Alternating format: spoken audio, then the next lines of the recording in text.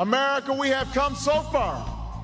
We have seen so much, but there's so much more to do.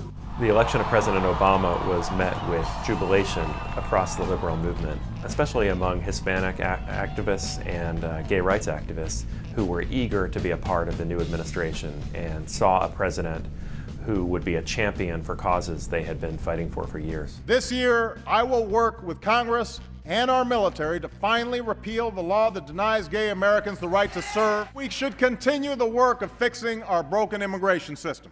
Following the State of the Union address, both Hispanics and gay rights activists became very nervous. They didn't know what the White House's plan was.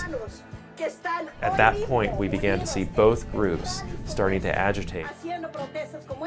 There was some success later that year for gay rights activists in the lame duck session. For we are not a nation that says, don't ask, don't tell. We are a nation that says, out of many, we are one.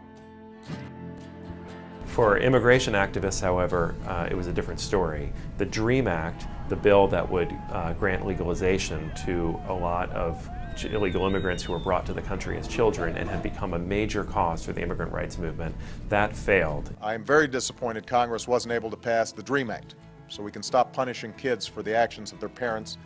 Some Hispanic lawmakers and advocates were appreciative of the president's expressions of regret and hopeful that that would spur him to do more. In a speech later that spring in El Paso, right on the border, the president addressed the issue of deportations.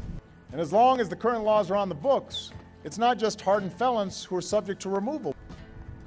What we really need to do is to keep up the fight to pass genuine, comprehensive reform. That speech certainly was not enough for the activists then, who remained frustrated.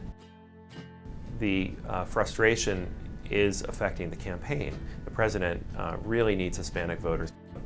The picture is much rosier right now for his relationships with gay rights activists who have become very enthusiastic about his re-election, especially since the president recently stepped out in support of the rights of gays and lesbians to marry.